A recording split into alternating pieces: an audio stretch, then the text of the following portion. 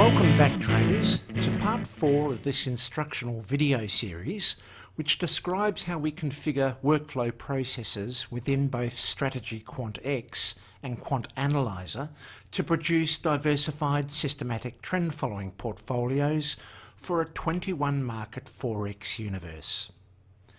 In episode 3, we concluded the build strategy step of the workflow process, where we chose to develop 3,000 variations of a popular breakout strategy. In that episode, we sought to undertake the build strategy step using AUD JPY market data.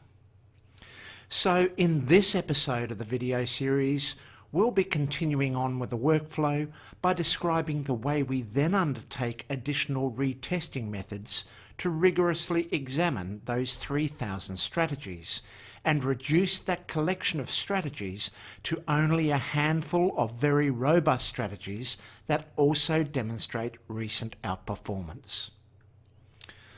The intent of the entire workflow is to be ultimately left with only those strategies that have passed all validation tests and represent the most robust, risk-adjusted performers of the entire collection. We then use Quant Analyzer to compile these robust adjusted single return streams into a diversified trend following portfolio solution. So, before we get ahead of ourselves, here we are back in the Custom Projects module of Strategy Quant X, where we left things at the end of episode 3. Now, if I ran this build step of the workflow process, I would have been left with 3,000 possible breakout strategies in the results databank. These 3,000 strategies represent variations of a breakout model tested using AUD JPY minute data from Dukascopy from between the 1st of January 2007 to the 31st of October 2020. Now, each of these 3,000 solutions have passed validation criteria used in this first build step phase and are based around a core design that uses the Donchian channel and the ADX momentum indicator in its construction.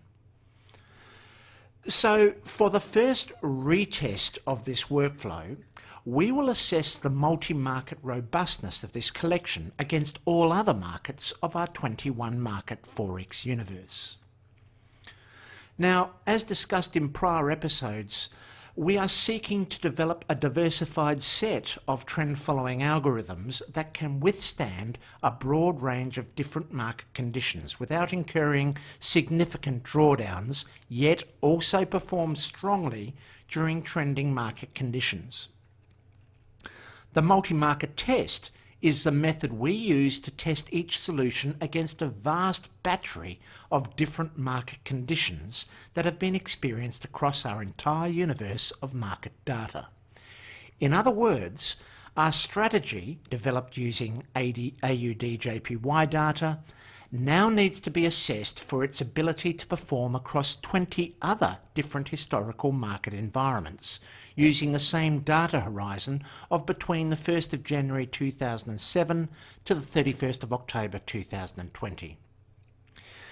Now, given that we have specified our stops and trailing stops within our design in terms of ATR-based multiples, this approach therefore normalizes a strategy to any particular liquid market.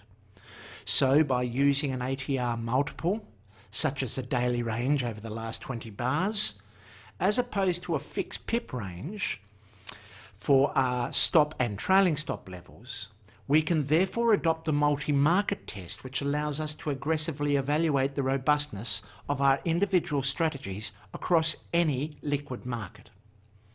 You see, for the purposes of diversified trend following models that seek to capture the fat tails of the distribution of market returns, we are not after precise repeating market behaviours that you may find applies to a single market, such as a repeating sine wave rhythm you may find in mean reverting market conditions.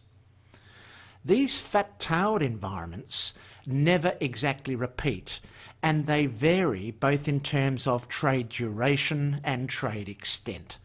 To ride these fat-tail conditions, we are not looking for exact solutions that respond to specific forms of trending condition, but rather broad generic responses that allow for a significant variation in the form that trends may take within these exotic conditions. So for this particular workflow used to develop trend following strategies for AUD/JPY, we are not seeking repetitive market conditions with high trade frequencies per solution, but rather solutions that simply cut losses short and let profits run in more exotic, extreme market conditions that may take a variety of different forms. One of the big advantages of using a multi-market test is our ability to therefore evaluate the robustness of strategies with a relatively low trade sample size by testing across additional data sources. So what I mean is this. If we look at the trade sample size of solutions developed within the build strategy step of this workflow, we note a generally very low sample size of between a minimum of say 11 trades to a maximum of say 132 trades per solution. Now, under more traditional data mining exercises, these trade sample sizes would be considered far too low to allow us to generate confidence in their applicability to live trading conditions. However, if we can also test each solution in a multi-market context, then we can significantly lift the trade sample size to a level that then does hold statistical significance. So, if we test a solution that perhaps only has 11 trades in a multi-market context of say 21 markets, then assuming that each market provides a trade sample of say 11 trades, our assessment therefore effectively uses a trade sample of 231 trades, or 11 trades times 21 markets. Now, in our trend following world, we actually do not view any particular liquid market differently to any other. We actually simply view alternative markets as just different forms of data. So a multi-market test in our trend following world is a way we can assess the robustness of a particular trend following strategy across different market conditions. But this is only allowed if we ensure that our stops and trailing stops are based on the ATR multiple, not on fixed pips. So now let us use this multi-market retest function of the workflow process in Strategy Quant. We have already set up this task in our workflow, but if you were to start from scratch, you would need to select the Add New Task function and then select the Retest Strategies option. Also make sure that you select the Copy Config from Existing Task option, which you want to link to the preceding Build Strategies task. But as you can see, we've already created this task, so let us look at how we then configure it. So we will start on the What to Retest tab. And here we define which databank we want to use to retest our strategies. So we first need to create a new databank, which I'll rename the Multi-Market Databank, which is where I'm going to store the strategies that pass this multi-market part of the workflow process. And now in the What to Retest tab, I can therefore select that I want to retest all the strategies located in the Results tab using the Multi-Market Test and store these validated strategies in the Multi-Market Databank. So now we can move on to the Data tab itself. Here on the Data tab, I simply use the data horizon and data source that was used for the Build Strategy step, namely AUD/JPY on the daily time frame for the period between 1st of January 2007 to the 31st of October 2020. I will not be using out-of-sample or in-sample components of the data history. As discussed previously, I wish to preserve all the valuable data for the testing process itself. I also simply select the fastest method of test from the test precision alternatives, as this does not have to be a high precision test.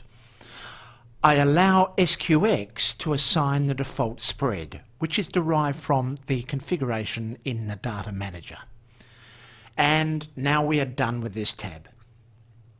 Now onto the Trading Options tab. Once again, the only setting I'm concerned with on this tab is the maximum of 1 trade per day per strategy, which I select here. Now onto the Money Management tab. Once again, for this test, I use an initial capital allocation of $10,000 for this test phase, and I also use the fixed amount option where I risk $50 per trade. Ensure the size in decimals is set to 2 to allow rounding of position sizes to microlots, and define the minimum and maximum allowable trade sizes in the lot sizing section of this tab. Now to the important cross-check of this multi-market test. Here you will see that I have turned on the backtest of additional markets option. So now let's drill down into the configuration of these multi-market tests by double-clicking on the cross-check settings column.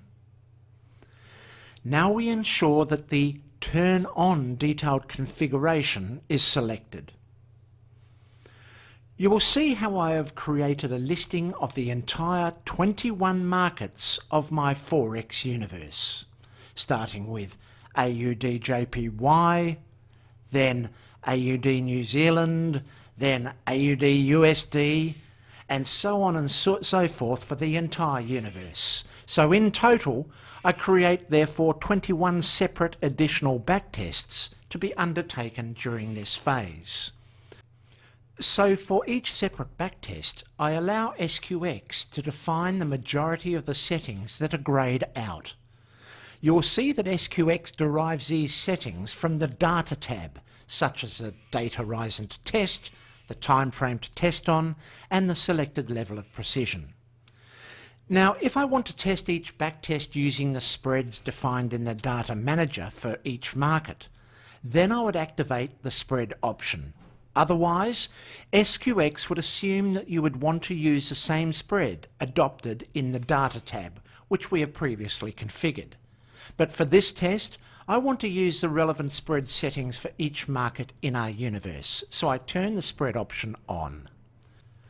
Now, once I have checked the spread settings for each market, then I am happy that this section has been correctly configured, and I'm now ready to configure the validation criteria of this cross-check phase, and I do this by selecting the filtering tab on the cross-check tab. So I have set the validation criteria of this step to test each strategy against the 21 market universe, and only validate those strategies that demonstrate profitability across at least 12 of the 21 markets. What this means is that the strategy is sufficiently general to be slightly profitable across over 50% of the markets available in our universe.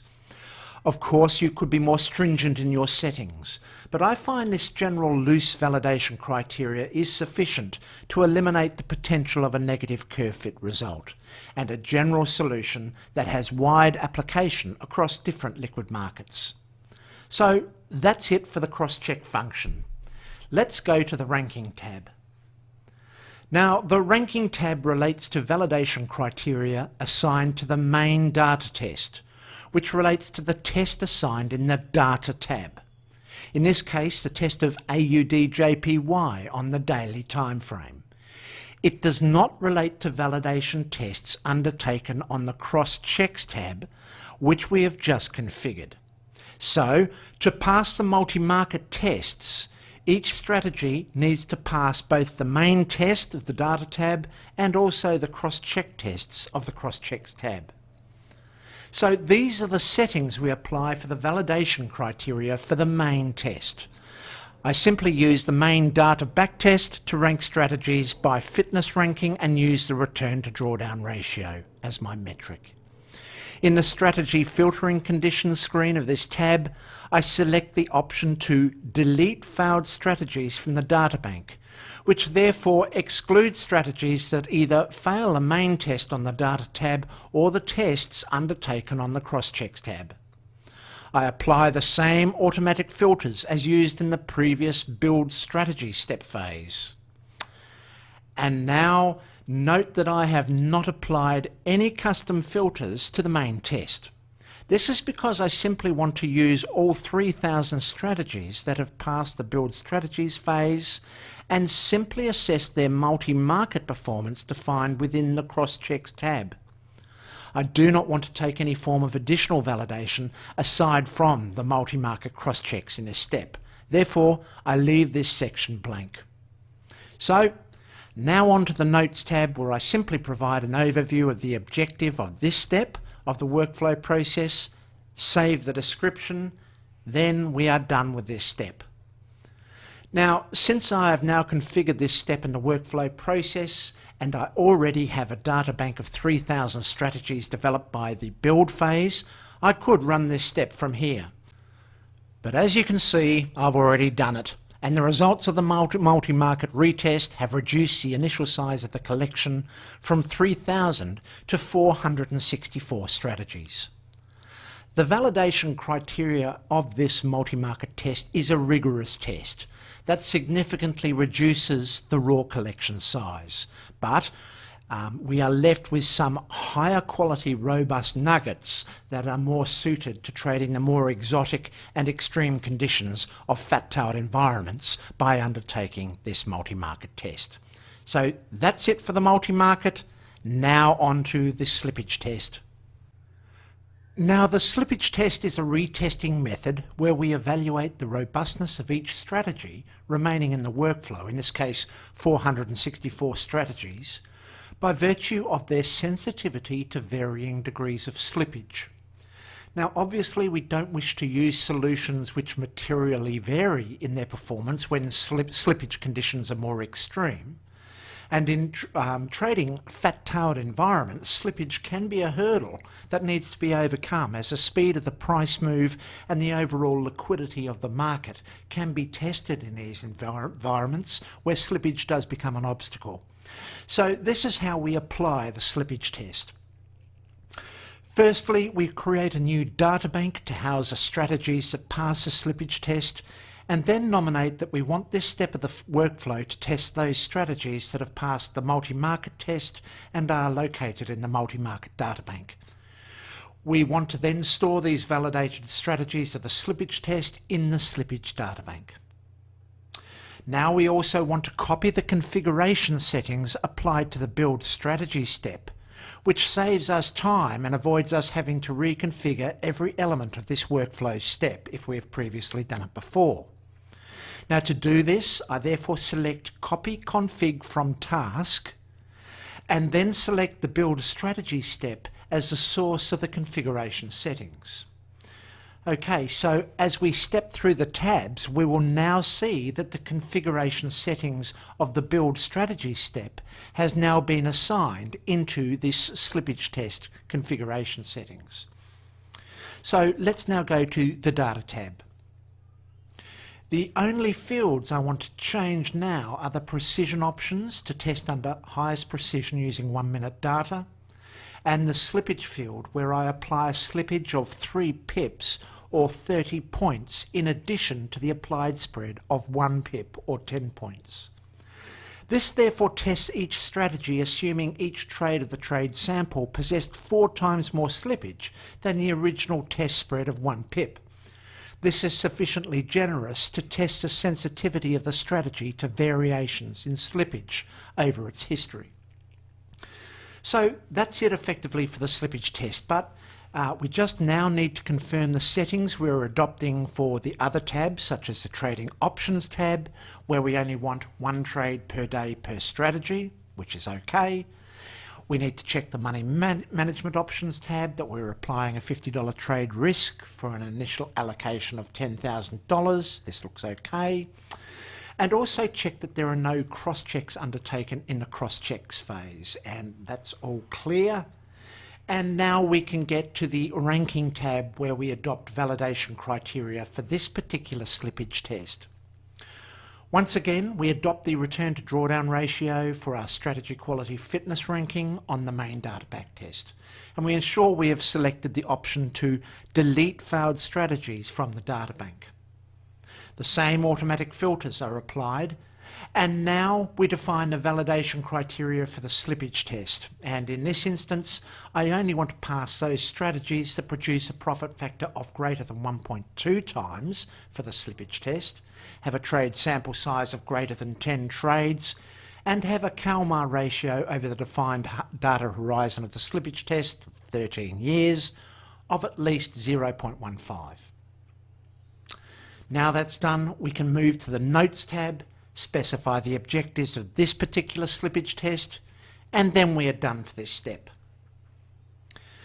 Now, after running this step, you'll notice that only a few strategies have been discarded through this slippage test.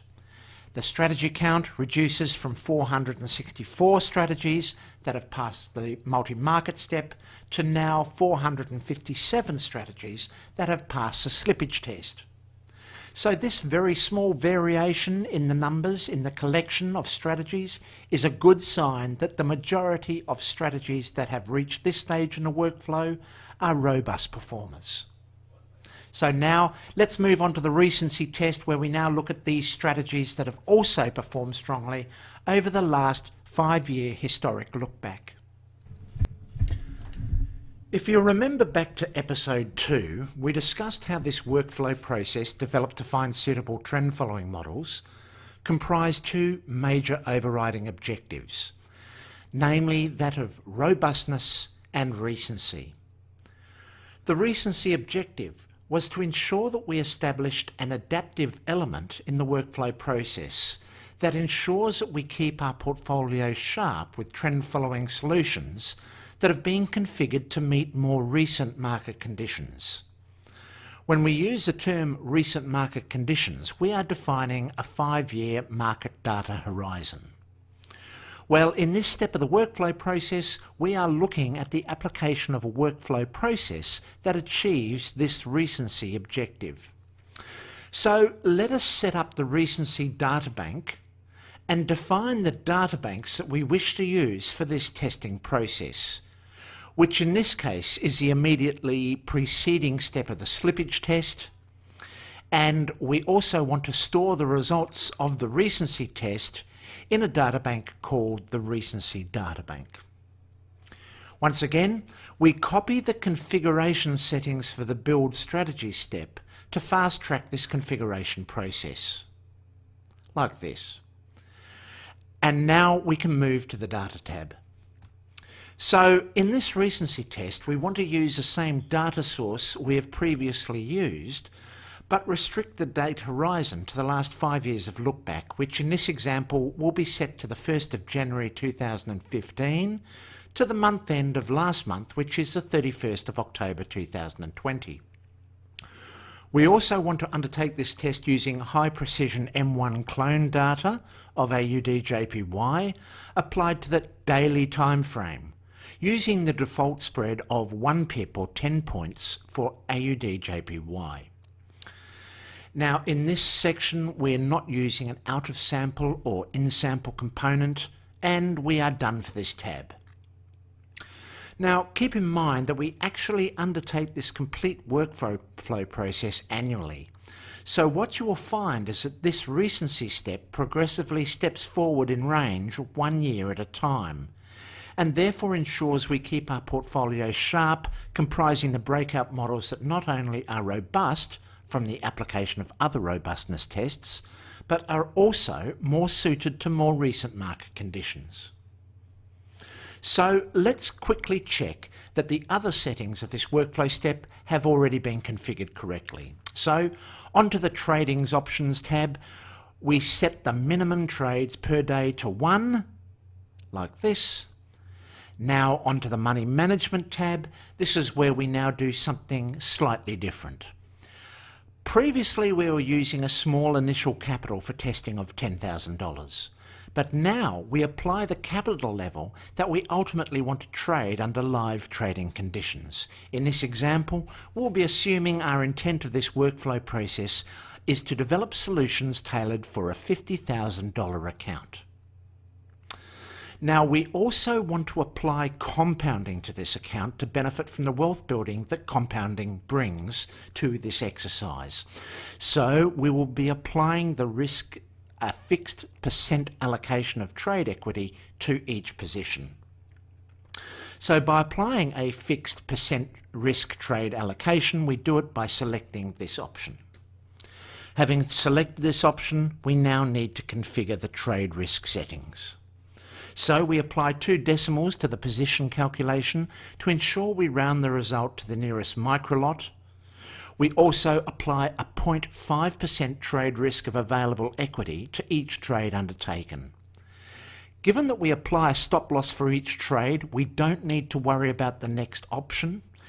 And finally, we define the minimum and maximum allowable lot sizes of our broker and put it into these fields. And then we are done with the Money Management tab. Now we just need to check that no settings have been applied to the cross-check function. And now we can define the validation criteria of this recency test using the Ranking tab. So here we are at the Ranking tab. We apply all the familiar settings previously described in prior episodes, and then we move to the validation criteria themselves for the recency test. Given that I'm seeking strategies that perform well over the last 5-year look-back window, I choose stringent validation criteria that demand at least a 1.3 times profit factor over the 5-year look-back and a CalMAR ratio over the last 5 years of at least 0.2. And now finally onto the Notes tab to describe this step of the workflow process. We then save the description and then we are done with this step. Now I have already run the recency test using this workflow, and you can see the results of validated strategies now located in the recency databank. Here you will see that the collection has significantly reduced in number from a total of 457 strategies that had passed subsequent robustness tests to now only 256 strategies remaining that have been also able to pass the recency test. At this point in time, we therefore have both robust strategies that have also expressed recent strong performance over the last 5-year market look-back. So now we are getting close to finalising the configuration settings of this entire breakout workflow process. But we still have a few more robustness tests to do, which use more extreme data horizons to ensure that these strategies are able to navigate what at least history has thrown at them and identify any further possible risk weakness in these strategies. So in our next episode, we will finish off the description of how to fully configure this workflow process and then start to examine how we then take the final solutions produced by the workflow to Quant Analyzer to then assess the most suitable non-correlated breakout strategies to use for our future trend following portfolio. So until next episode, trade well and prosper.